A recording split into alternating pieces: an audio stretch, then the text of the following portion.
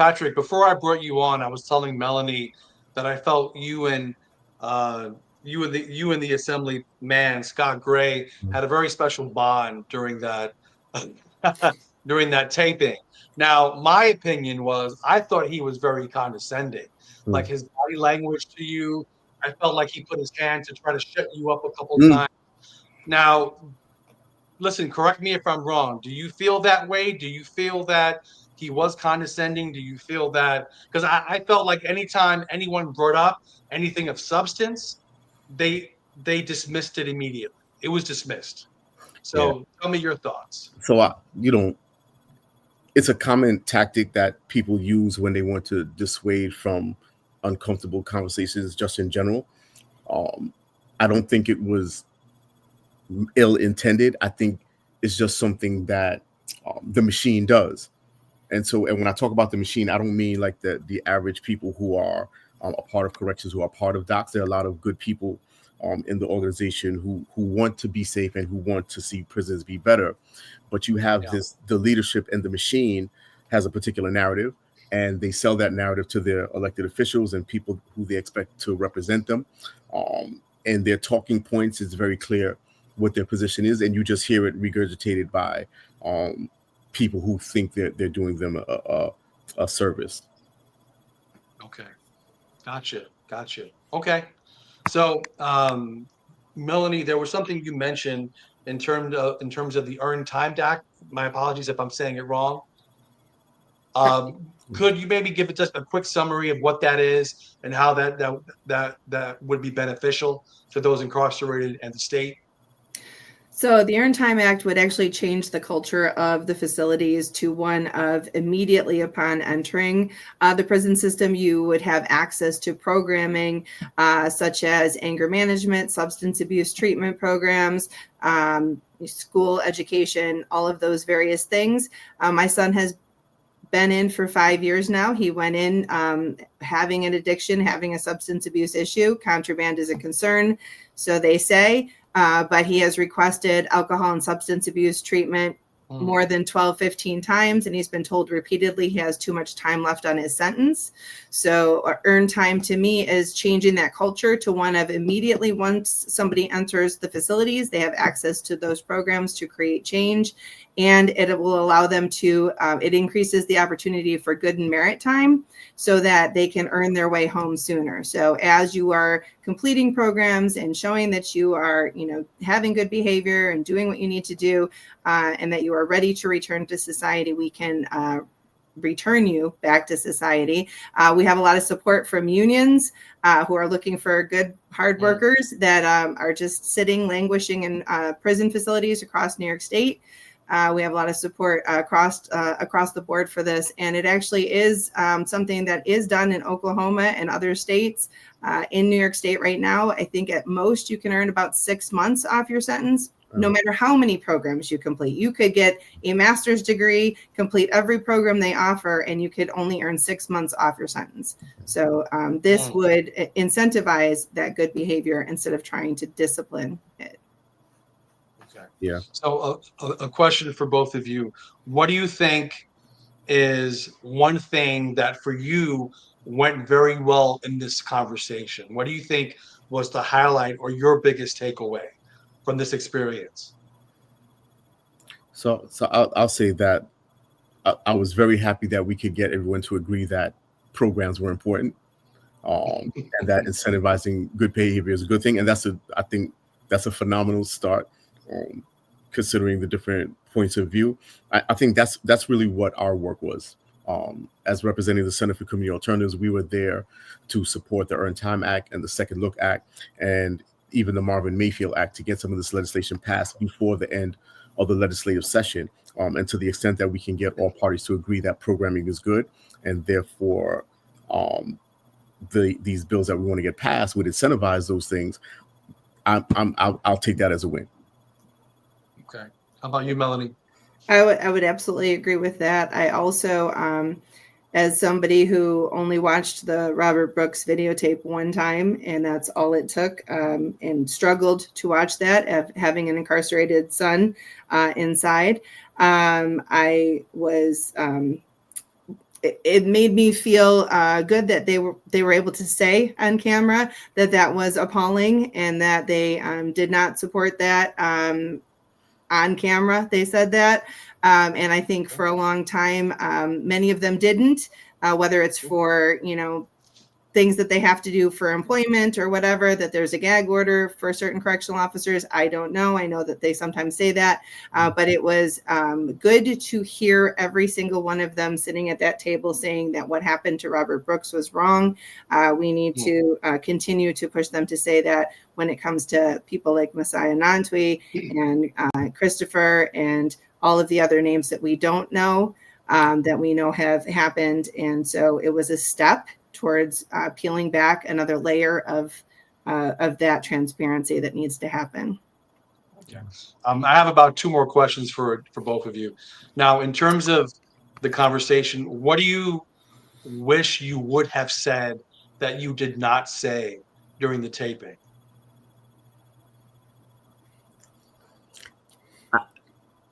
I think it's for me, it's more that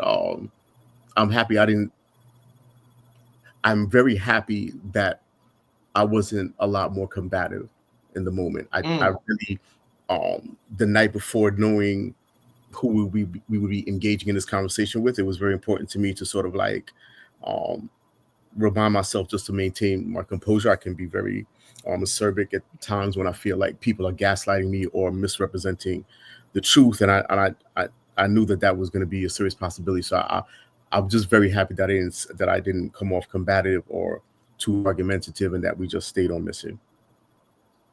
Okay, yeah, and that's one thing I do have to say about you, Patrick, is that how you came across was extremely like cool, calm, and collected.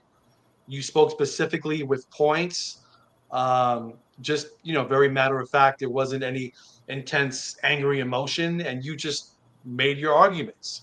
So I give you a lot of respect for that, because I don't know if I could have been sitting next to him, being able to have that conversation with him. So thank you for that, Melanie. I think I would agree with that. I think we went in with a plan to really raise awareness and to begin the dialogue, begin the conversation that needed to happen, and just, not allow, because, if they were to yell and they were to get upset and they were to use that body language and stuff like that, then I think they get a pass in society. But I think the mother of an incarcerated person who gets upset, I'm mom, right? Or, a formerly incarcerated person gets upset. Oh, look, that's, that's how they behave. So I think that, our point was to show that other side and to get heard. And I don't think we necessarily get heard by some on that side of the table.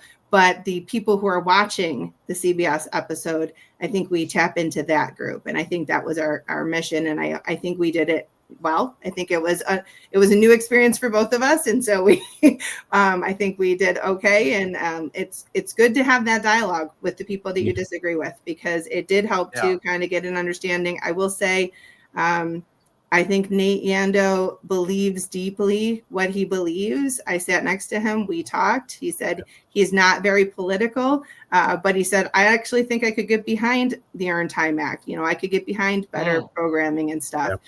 So I think that there was some common ground. It's just they're coming from very, very different perspectives. Yeah. Okay. Yeah. And I have one last question for you both.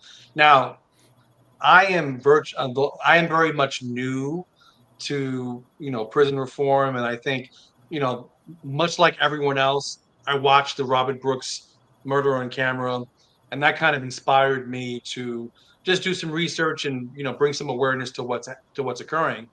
And so, based on my research, right, which I am not an academic, but I can read websites and read data and go to places like the Marshall Project and the Correctional Association of New York. And my opinion, this is going to be my opinion, is that abuse of incarcerated individuals is widespread and extremely common. So that's what I have to say about that. give me your opinion. Do you agree with that? Is it as widespread as I would think it is, or is this very isolated? Is just because you always want to hear about the bad apples argument. That is just a bunch of bad apples. But for me, Yeah. it's a massive culture of corruption that stems from Docs itself. It's supported by NYSCOBA, the union, which allows officers and advocates for officers who brutalize those incarcerated to keep their jobs. And it also goes along the lines of the district attorneys that don't prosecute these crimes that occur. Because if you had any other job and you do what these officers are doing, you would be behind bars like the same day. Yeah. So, in your opinion, I will shut up and you let me know whether you think this is as widespread as I do. So I can tell you that um, I have seen numerous assaults um, on incarcerated people at the hands of guards, and I have very rarely ever seen any of them be punished. Like they'll be back at work within a month, if that. Um, so it is very common, and the problem is that when you create these structural barriers to disciplining officers, and you create a narrative that incarcerated people are just inherently criminal or evil, it makes it believable. People would think that incarcerated people are attacking guards left and right. It does. I can assure you, that does not happen. There are very severe consequences for attacking a guard. You would be surprised to see the number of pregnant officers in their third trimester working galleries with quote unquote hardened criminals, right? You look at the doc's website, and on their own website, if you were to look up line of duty deaths, you would be surprised to find out that the number is 43, dating back to 1861, right? It's safer to be a roofer in New York City, right? It's more dangerous, to be a roofer in New York City than it is to be a corrections officer. So, I think this narrative that incarcerated people are inherently dangerous, and I think the other frustrating thing is that you talk about staffing issues, but like, remember, the union is so powerful that they've been able to negotiate these very generous contracts and agreements with the state, where they have very generous comp time. A lot of these officers, when COVID happened, who didn't want to take the vaccine or who did not want to be in the space, had a lot of good reasons to stay out, and were compensated for that. And so to me, it's interesting that on the one hand you complain about staffing, but you're in favor of all the rules that make staffing a serious problem. So for me, I think those are the things that are frustrating in this dialogue that did not really get teased out. And so for me, yes, corruption is very widespread when it comes to abuse, when it comes to falsifying documents, when it comes to workman comp. The Department of Corrections is 15% of the state workforce. Yep. They make up 44% of all the fraudulent workers' compensation. Just to give you.